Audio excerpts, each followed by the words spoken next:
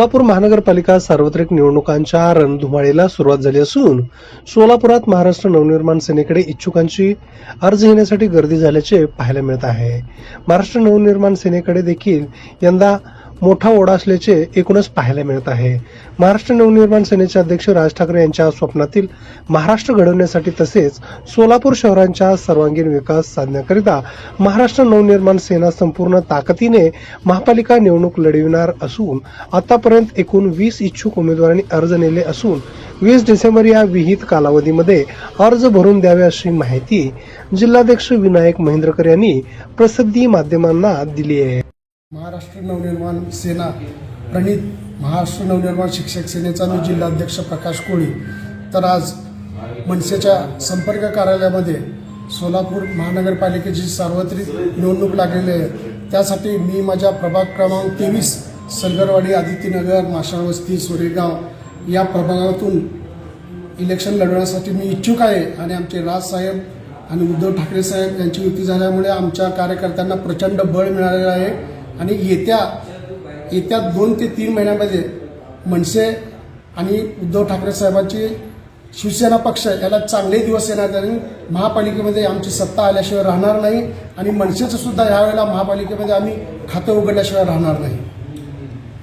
मी जितेंद्र दिलीप टेंभुर्णेकर, मनसे शहर अध्यक्ष, वाहतूक सेना विभाग। आज मी सोन्यामारुती येथे आमचे सन्माननीय जिल्हाध्यक्ष विनायक महेंद्रकर, शहराध्यक्ष जैनुद्दीन शेख, राज्य उपाध्यक्ष अमर कुलकर्णी, लोकसभाचे जिल्हाध्यक्ष प्रशांतजी गिड्डे, लोकसभाध्यक्ष प्रशांतजी इंगळे यांच्या उपस्थितीत यांच्या मार्गदर्शनाखाली मी आज सोलापूर महानगरपालिका सार्वत्रिक निवडणूक 2026चा अर्ज घेतलेला आहे।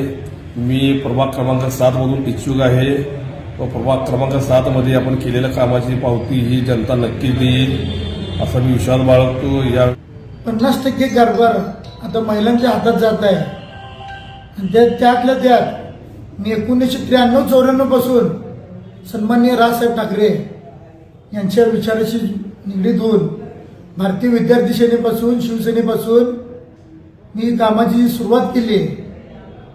आज मी मनसेचा शहराध्यक्ष ह्या पदावर मी काम करतो। हे काम करीत असताना मला खरं जर पाठबळ कोण दिलं असेल तर माझ्या घरच्यांनी दिलं।